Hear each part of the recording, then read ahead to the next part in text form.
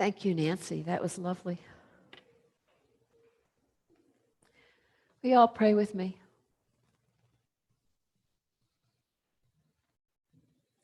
O Lord, may the words of my mouth and the meditations of our hearts be acceptable in your sight.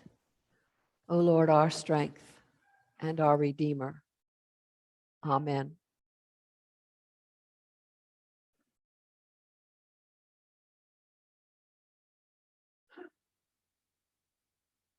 So our reading from Luke ends with, "None of you who are unwilling to give up all your possessions can be my disciple." Whoa. That feels like a very tall order. But is it really? This week's scriptures can be read as a glass half empty or a glass half full. It can all feel like bad news, or you can find the good news in all this giving up. I mean, most of the time we think of that word possessions and we think of tangible things, from clothing and gadgets to electronics and books and closets and garages and basements and attics full of too much stuff. But maybe we also need to leave other things behind that we possess, like anger, resentment, meanness, injustice, pride, greed, fear, anxiety, worry. Or maybe it's our attachment to a particular location, place to live, a career. Maybe it's some hobby or leisure activity that we're too invested in that holds us back. Those first disciples had to leave behind family, work, their livelihood. Simon Peter had to leave behind his fishing business and eventually his pride and his big-headedness. Matthew, the tax collector, had to leave behind his livelihood and his greed, because tax collectors always collected for themselves too. And Jesus called many people to give up their sin. That is, like Mary, the prostitute, had to give up her prostitution. And Paul, he had to give up his way of life as a Pharisee. He was an educated and prominent man. He even gave up his physical freedom and eventually his very life. God made all these people over and remolded them when they gave up a whole lot about who they were. And I don't think any of them ever regretted it. I think it turned out okay. I myself am a retread.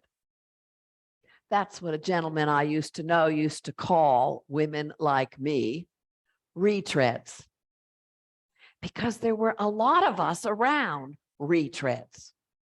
What is a retread? Well, probably you're a woman, I'd say somewhere between 70 and about 82, more or less, that ballpark. You know, you were born somewhere between about 1944 and 1955, somewhere in that time period. And you came of age on the cusp of the women's movement. So when you started out life and you went to college, we all became, who can answer that? What did we become? Teachers. Teachers or nurses. or secretaries. If you went to college, you were a teacher or a nurse. Otherwise, you were a secretary or a beautician. There were a few librarians in there. But most of us, the vast majority, the biggest number of us became teachers because that was all that was open to us. Judy knows. Yeah, she understands. But for those of us, especially who became teachers, all of a sudden, when we were in our late 20s, there was this sudden thing that happened while we were teaching school. There were no more children because suddenly after the baby boom ended, there was an enormous decline in the birth rate.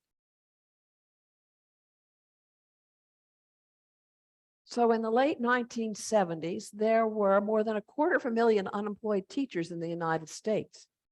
We could use a few of those today, I understand. So what did we all have to do? We all had to figure out something else to do with our lives. So as I recall, I was like 29 years old. I had a degree in elementary education. I even had a master's degree by then in education, and I was starting a doctoral program in school administration. And I suddenly realized I got laid off because there's no children. I got to do something else with my life. This was like, oh no, this isn't what's supposed to happen to me. So I went back to graduate school, studied psychology. But I discovered along the way that all the women I met sort of in this cohort of my age group, who were now psychologists, lawyers, medical doctors, stockbrokers, bankers, corporate executives. And as I got to know women in my age group there, I discovered what? We'd all once been teachers. Every one of us had to reinvent ourselves. Retreads. And I don't know any woman that I ever met who regretted the fact that she was a retread. When the opportunities opened up for women to do other things. Now, when I was 29 years old, I was still much too young to see any pattern to this in my life.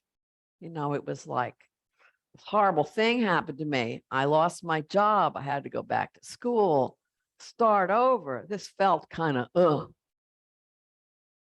When I was 29, I didn't see the pattern because it was just beginning, that weaving.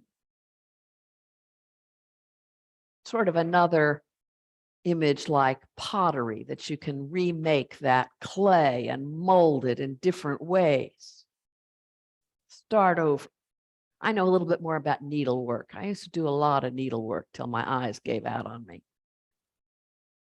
But you know, you can take yarn and threads and make extraordinary tapestries with them, weaving them together. And until you get well into it, you don't even know the design. And when the mistakes happen, which inevitably they do, you can undo it all, and then you can start up again. You can remake. And over time, you get to see the pattern that emerges.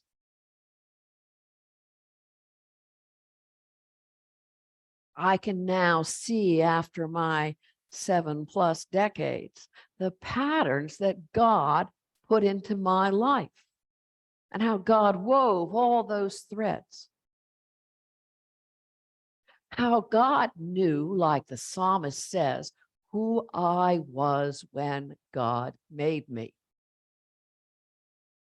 When God formed me and gave me a particular set of gifts and talents and abilities, formed me, and that God had always known me,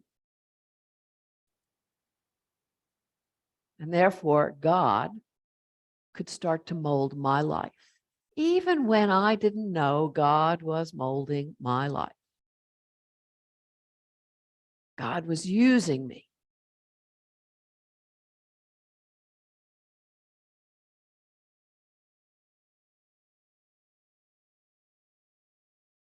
The one thing I did have to do along the way was be willing to let go of some things. I had to let go of that career in education. And while you can hang those extra diplomas on the wall, they don't mean anything at this point in my life. To let that go. All that stuff in the world of education, let it go. Let that first career go. It wasn't a tangible thing like the stuff you can shove in the closet, but I had to let it go and move on and allow God to work in my life.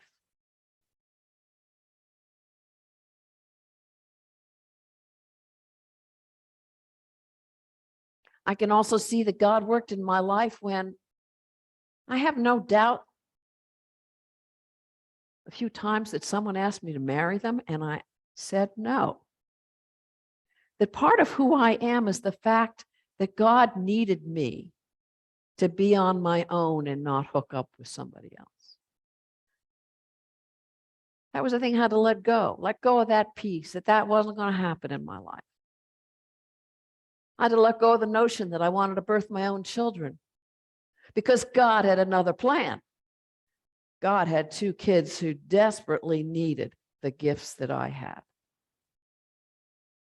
The gifts that he'd given me in birth, the gifts he'd given me in having been a teacher, and the gifts he'd given me as a psychologist, because I was going to need all of that to be mom to these two little children. See how God works? But if I'd gone down the path of being married, having my own babies and all of that, then God would never have been able to use me over here because God needed to use me. Another thing I had to let go of so that I could be used by God.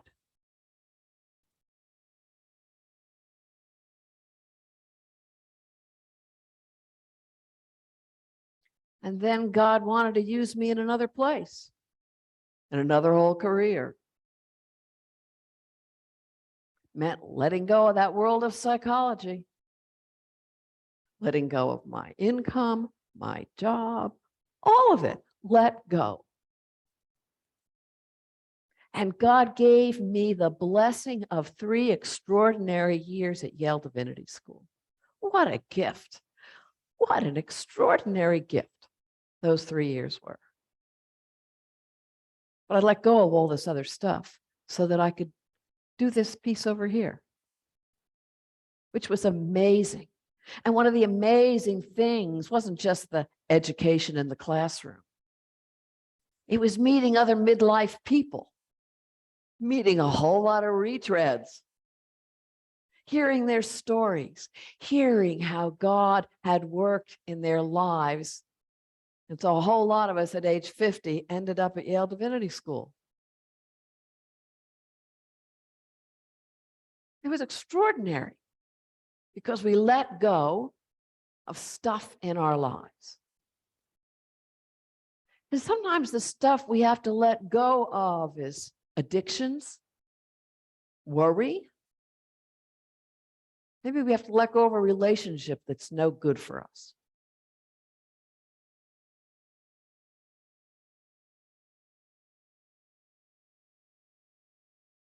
There's all kinds of things that hold us back.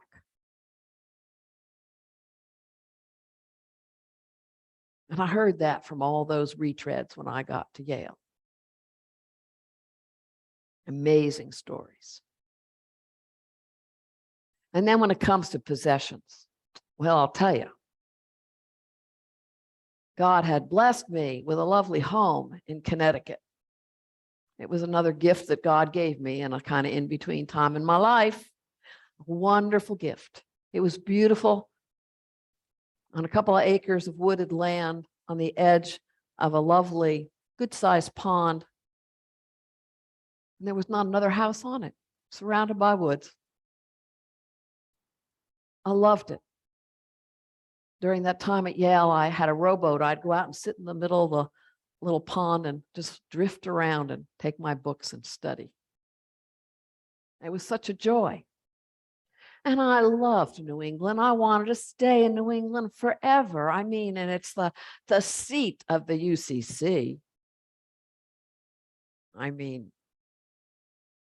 every corner has a UCC church on it. And it's where every UCC pastor wants to be a pastor, is there in New England. So, of course, there are just too many. So when the time came, God said, you got to let go of this beautiful place you love and this part of the country that you love, because I got a new thing for you to do. A whole new thing.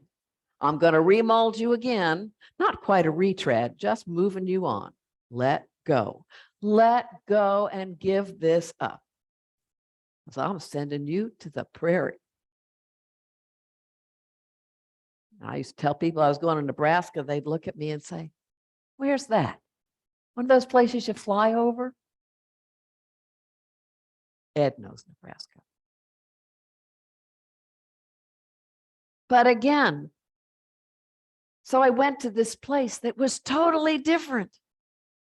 But the opportunities there to grow and to learn.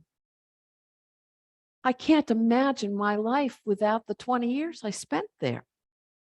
How that molded me, shaped me in who I have become. That I had that experience. The new things I got to appreciate. The subtleties of browns and grays on the winter prairie. The fact that you can see for 60 miles at night, on a clear night, the lights of some very distant town. Or what the earth looks like when the corn is but microscopic above the ground. And you look across the prairie and it looks like green velvet has covered the earth. I never would have seen that or experienced the wonder of God in that if I'd clung to having to live near the ocean and the mountains in New England.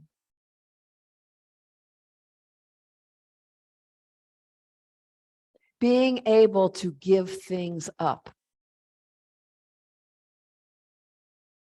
Yes, it's a cost, but you gain so much more. And that's what Jesus wants people to know.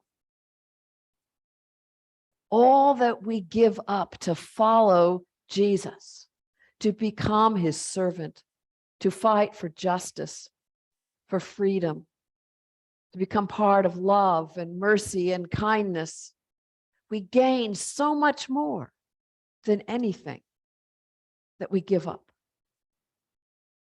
But we have to choose to let ourselves be retreads, choose to let ourselves be molded by God in new ways.